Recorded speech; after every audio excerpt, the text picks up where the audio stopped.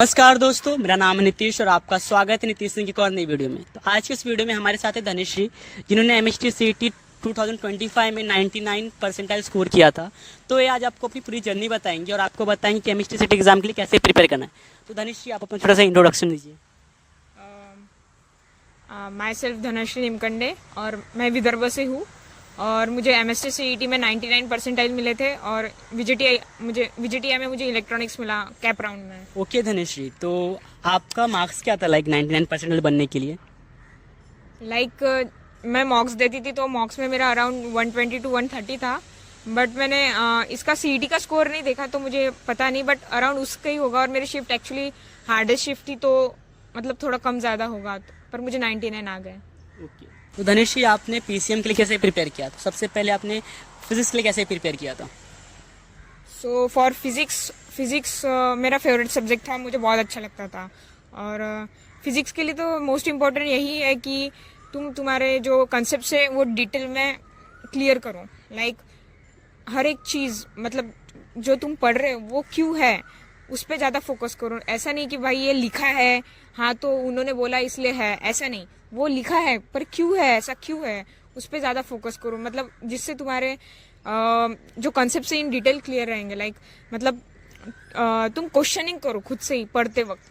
उसके लिए ऐसा कर सकते हो तुम कि मतलब मैंने तो पर्सनली ऐसे किया था कि मैं फिजिक्स पढ़ रही हूँ तो फिजिक्स पढ़ते पढ़ते मैं नोटबुक और पेन लूंगी हाथ में, और फिर जब पढ़ रही हूँ तो मुझे जो कुछ डाउट आ रहे हैं पढ़ते वक्त मैं वो पेन और पेज पे लिख कर ले रही हूँ।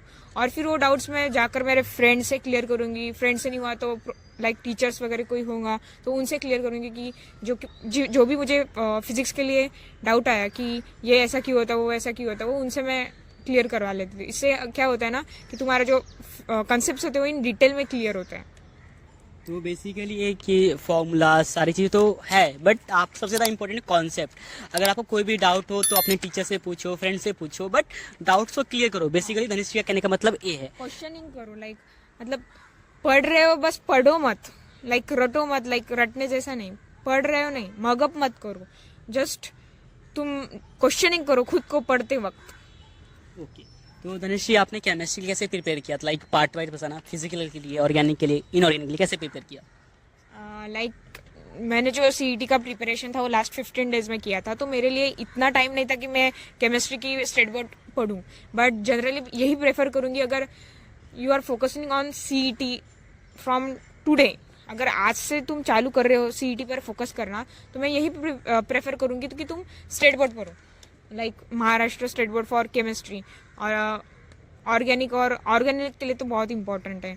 और जब तुम पढ़ रहे हो ये बहुत प्रॉब्लम होता है जनरली, मेंस और एडवांस में भी होता है और सीईटी में भी होता है कि पढ़ते तो है, कुछ दिन याद रहता है बट ज़्यादा दिन नहीं याद रहता, भूल जाते हैं लोग, बहुत जल्दी भूल जाते हैं, एंड दैट्स नेचुरल। तो मैं ऐसा ही कहूँगी कि जब तुम पढ़ रहे हो तब ठीक है, अच्छे से ध्यान से पढ़ो। और पढ़ना होने के बाद आफ्टर 2-1 घंटा या फिर आफ्टर मतलब व्हेन योर डे एंड्स, रात को सोने से पहले तुम एक पेज लो, एक मतलब पेंसिल लो या पेन लो, और जो कुछ तुमने पढ़ा है वो तुम केमिस्ट्री में मैं ये मेथड केमिस्ट्री के लिए प्रेफर करूँगी कि जो कुछ पढ़ा है वो बिना देखे याद करके क्या पढ़ा है तुमने वो उस पर लिख कर देखो। अगर तुम मैं ऑब्वियसली अगर तुम फर्स्ट टाइम ट्राई करोगे तो तुम्हें शायद कुछ भी नहीं याद आए, सो गिव अप मत करना। ऑब्वियसली फर्स्ट टाइम है तो नहीं होगा, बट धीरे धीरे जैसे करोगे ना तो तुम्हें हर एक चीज़ ज़्यादा मतलब पूरा जितना तुमने पढ़ा है उतना याद आते रहेगा। और जो याद नहीं आया वो नोटबुक खोल के तुम देखो और वो पढ़ो कि जो तुम्हें याद नहीं आया। डे नाइट मतलब रात को ऐसा करने से अच्छा मैं प्रेफर ये करूँगी कि तुम 2 घंटा पढ़ो, 2 घंटा तुमने क्या पढ़ा वो एक पेज लो, एक पेन लो और उस पर लिख के देखो कि 2 घंटे में तुमने क्या क्या पढ़ा, कैसे कैसे पढ़ा। मतलब जो कुछ भी तुमने सीखा होगा, हाँ याद किया होगा, वो उस पर लिख कर देखो एक बार। तो बेसिकली धनिश्री का कहने का मतलब ये है कि जब तुम केमिस्ट्री पढ़ते हो ना, तो मान लो तुमने रिएक्शन पढ़ा, कॉन्सेप्ट पढ़ा, कुछ भी पढ़ा, तो तुमको एक ब्लैंक पेपर लेना है या पेज लेना है और पेन लेना है, और उस पर जो तुमने पढ़ा है और लिखो, लाइक कि पूरा डिटेल में मत लिखो, बट असली पॉइंट्स वगैरह हाँ, लिखो, points, जिससे तुमको जो क्या-क्या याद आ हाँ रहा है। बेसिकली ऐसा क्या होता है कि हम पढ़ते रहते बट अपने को लगता है हमने तो 4 घंटा पढ़ा, 5 घंटा पढ़ा, बट एट दी एंड अपने को कुछ आता नहीं है, बिकॉज वो चीज़ें हमारा दिमाग रिकॉल नहीं कर पा रहा है। तो ऐसा क्या होगा कि आप थोड़ा सा पढ़ो, फिर उसको लिख के देखो, जिससे क्या होगा, आप इजीली चीज़ों को याद रख पाओगे इन लॉन्ग टर्म। ठीक है, तो धनुष जी, आपने मैथ्स के लिए कैसे प्रिपेयर किया था? For maths obviously practice is more important, more and more question solve करो। लाइक मैथ्स के लिए तो यही है कि ज़्यादा से ज़्यादा क्वेश्चन सॉल्व करो, PYQs रेफर करो, वही बेस्ट है मैथ्स के लिए तो। ओके, तो बेसिकली ऐसा है कि मैथ्स तो सॉल्विंग का सब्जेक्ट है, तो आप जितना मैथ्स को सॉल्व करोगे उतना आपके लिए इजी होता जाएगा। मैथ्स ऐसा सब्जेक्ट नहीं कि आप देख के उसको हो पाएगा, आपको पेन और पेपर उठाना पड़ेगा, क्वेश्चन लेना पड़ेगा, उसको सॉल्व करना पड़ेगा। तो धनुष जी, आपने PCM को कितना टाइम दिया था जब आप पढ़ाई करती थी? लाइक एज वेटेज, जो वेटेज होता है CET में, तो मैथ्स को ज़्यादा वेटेज होता है, तो ऑब्वियसली मैं मैथ्स को ज़्यादा प्रेफर करूंगी, क्योंकि मैथ्स में ऐसा होता है कि अगर तुम्हें 99 चाहिए तो मिनिमम 45 क्वेश्चंस तुम्हारे करेक्ट होने चाहिए। सो मैथ्स बहुत इंपॉर्टेंट सब्जेक्ट है फॉर CET। सो मैं ज़्यादा से ज़्यादा वक्त मैथ्स को देती थी, एंड आफ्टर दैट मैं केमिस्ट्री को देती थी, क्योंकि मैथ्स के बाद केमिस्ट्री को वेटेज आता है CET में, और एट द एंड मैं फिजिक्स को टाइम देती थी। सो मैं लाइक दिन के अगर 9 घंटे भी पढ़ाई करूँ तो मैं लाइक 4 घंटे तो मैथ्स करती थी, और बाकी के जो 5 घंटे हैं वो मैं डिवाइड करती थी फिर केमिस्ट्री और फिजिक्स में। लाइक अब मेरा कितना पोर्शन बाकी था, कितना रिवाइज करना बाकी है, उसमें उस पर डिपेंड करता था। लाइक मैं वो टॉपिक ऑन मतलब उस दिन मैं कौन सा टॉपिक करूँ केमिस्ट्री और फिजिक्स का, उस पर डिपेंड रहता था कि मैं किसे ज़्यादा टाइम दूंगी। ओके, धनुष जी, आप मॉक टेस्ट कैसे देती थी? मॉक टेस्ट तो मैं वैसे मेरे इंस्टीट्यूट में होते थे, लाइक इंस्टीट्यूट वाले भी कंडक्ट करते थे लाइक मॉक टेस्ट। तो वो जो थे वो मतलब ऐसे टॉपिक वाइज मॉक टेस्ट थे, तो वो देती थी। और उसके साथ साथ फिर मैंने लास्ट में थोड़े ऑनलाइन वेबसाइट से दिए थे, लाइक PYQs वगैरह जो थे वहाँ से दिए थे।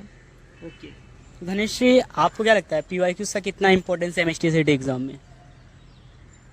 एक्चुअली PYQs बहुत ज़्यादा इंपॉर्टेंट है, मतलब एटलीस्ट लास्ट के जो 1 महीना होगा तुमने, तब से तो कम PYQ देना शुरू करना ही चाहिए, और कम से कम एक PYQ का पेपर तो एक दिन में होना चाहिए अगर तुम फुल्ली CET पे फोकस कर रहे हो तो। बिकॉज कैसा होता है, लाइक हम पढ़ते तो है, बट कि लाइक जस्ट पढ़ना is not important, correct direction में पढ़ना इज़ मोर इम्पॉर्टेंट। मतलब 12 घंटे पढ़ रहे हो, पर अगर तुम 6 ही घंटे पढ़ो बट सही डायरेक्शन में पढ़ रहे हो तो वो ज़्यादा बेनिफिशियल होगा। तो अगर तुम PYQs करोगे तो तुम्हें पता चलेगा कि किस टाइप के क्वेश्चन पूछते हैं, कैसे पूछते हैं, तो उस हिसाब से तुम प्रिपरेशन कर सकते हो, ऐसा होता है। तो इसलिए PYQs ज़्यादा इंपॉर्टेंट है अगर तुम्हें क्वेश्चन का टाइप पता चलना हो तो, लाइक कौन से टाइप के क्वेश्चन पूछे जाते हैं लाइक एग्जाम वगैरह में, तो वो बहुत बेनिफिशियल होगा। तो मतलब उससे तुम हार्ड वर्क से शायद स्मार्ट वर्क पे शिफ्ट हो सकते हो। ओके, तो बेसिकली आपको PYQs करना है, बिकॉज आप पढ़े जा रहे हो, पर आपको पता ही नहीं है एग्जाम में क्वेश्चंस कैसे आते हैं, कोई मतलब नहीं है। तो आपने कितने साल के PYQs किए थे बेसिकली? लाइक जैसे कि मैंने कहा था, मैंने लास्ट के 15 दिन में लाइक प्रिपरेशन शुरू किया था, एंड फॉर मी मैं लाइक ऐसा था कि मेरा मेंस का भी इतना कुछ अच्छा रिवीजन नहीं हुआ था, बिकॉज मैंने जैसा कि बोला कि हाँ health issue, due to health issue. So मेरा मेंस का भी इतना अच्छा से रिवीजन नहीं हुआ था, तो मुझे in detail and deep revision करनी थी लाइक CET, बट मेरी उतनी अच्छी कंडीशन नहीं थी फिजिकली कि मैं पूरा इन डिटेल और अच्छे से कर सकूं। सो जैसा कि पता होता है कि लाइक 150 में से अराउंड 140 क्वेश्चन जो होते हैं वो 12th के सिलेबस पे होते हैं, एंड 10-11 जो क्वेश्चन होते हैं वो 11th के सिलेबस पे होते हैं। तो आई मतलब more focused on 12th syllabus. So मैंने 15 दिन में 12 का सिलेबस कवर करने का ट्राई किया। अब 12 का पूरा सिलेबस नहीं, मैंने क्या बोला वही है कि smart work is more important then hard work. तो मैंने 15 दिन में एनालाइज किया कि कौन से topics and chapters more important है, उन्हें सब को सेपरेट किया like more important topics and chapters, और फिर मैंने अकॉर्डिंग टू वेटेज उन्हें 15 डेज के मतलब स्ट्रैटेजी बनाई कि कौन से दिन में कौन सा टॉपिक एंड चैप्टर करूँगी, और मैंने बस उस हिसाब से मेरी स्ट्रैटेजी फॉलो करती गई और 15 दिन में मेरा 12th का सिलेबस कवर हो गया। लाइक हाँ, मतलब सब टॉपिक्स नहीं किए, बट जो मोस्ट इंपॉर्टेंट टॉपिक्स थे फॉर CET वो तो मैंने बहुत अच्छे से कर लिया। मॉक को एनालाइज कैसे करती थी धनिश्री? मॉक को अगर तुम्हें एनालाइज करना हो लाइक, तो सबसे पहले तो जब तुम मॉक दो तो ऑब्वियसली तुम्हें आंसर्स तो बाद में आंसर की मिलती है। सो जो क्वेश्चन राइट है ठीक है, बट जो क्वेश्चन रॉन्ग हुए हैं तुम्हारे, तो वो रॉन्ग कहाँ हुए, लाइक तुमने कैलकुलेशन मिस्टेक किया है। और हाँ, पेपर के वक्त जब तुम कैलकुलेशन करते हो तो ऐसे रैंडम कहीं भी मत किया करो, एकदम अच्छे, मैं ये नहीं बोल रही कि मतलब एकदम अच्छे से सजा के करो, बट ऐसे कि बाद में अगर तुम वो सोल्यूशन बाद में देखो आफ्टर पेपर, तो तुम्हें समझ में आना चाहिए कि एग्जैक्टली तुमने वहाँ पे क्या किया। तो एनालिसिस, पेपर एनालिसिस के वक्त वो बहुत हेल्पफुल होता है एक्चुअली, कि कहाँ गलत हुए हम, वो जब हम सोल्यूशन देखते हैं।